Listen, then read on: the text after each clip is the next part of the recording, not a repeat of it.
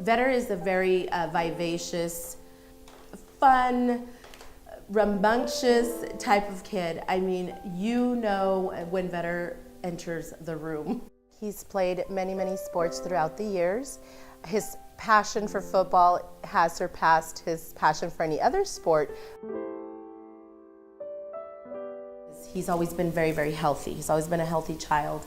And he said, "Mom, I have this fever. I'm, really, really hot." And I felt him, and I thought, "Oh my gosh, you are." So I woke up in the morning for school, and I was getting ready. And when I was in the shower, I noticed that my leg was hurting. I went to school, and during lunch, my leg was just really, really bad. Like, I walked to the restroom, and I just started crying because the pain was like so bad. By the time I went to pick him up for school, his friends had to help him to the car. He had them both, like, one on one side, one on the other, and they were walking him to the car. And I said, "What's wrong?" He said, "I can't walk. My leg hurts really bad." And he said, "Mom, I don't want to go to school. I can't sit down.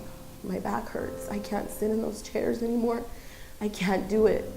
He showed me his back, and you could clearly see where his shoulder blades were completely off. And I thought, okay, something's not right. When your child is sick, that is the end of the world for you, When we decided to find care for him, we took him to El Paso Children's Hospital.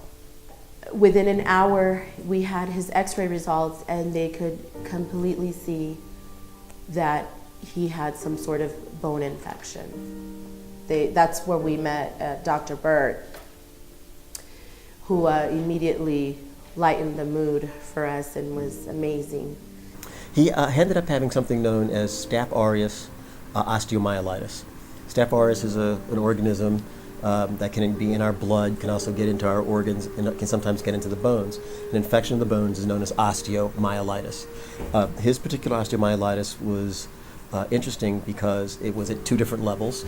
It was both higher up in his spinal cord as well as lower down, and it was fairly advanced. It had started to erode the bone and actually had a cyst inside the bone itself, the spine itself.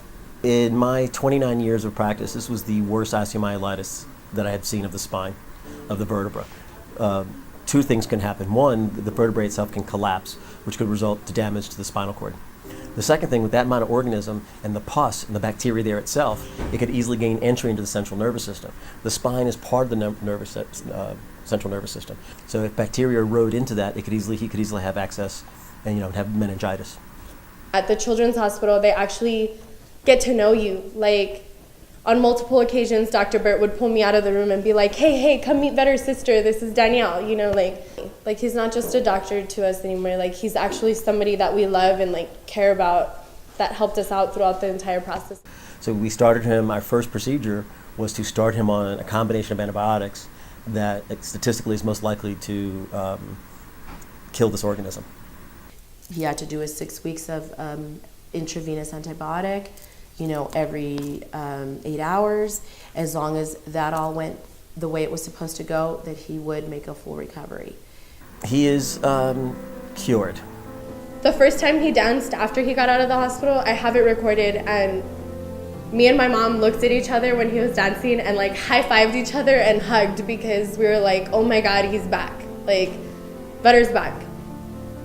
I am convinced that this place it's heavenly. It is divine. Everybody in there, the whole staff, the whole team of doctors and interns, and they are really from a very, very special place. I was asked several years ago what word comes to mind when I hear the phrase El Paso Children's Hospital, and there's only one word: milagro.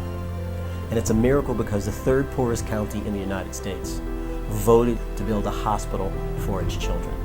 Children's Miracle Network makes it possible for me to practice medicine in ways that I've never been able to do anywhere in my career.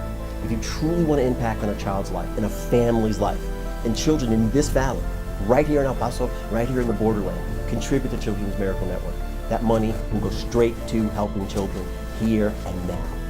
Help continue the miracle that this hospital represents. Please donate to the Children's Miracle Network. Thank you.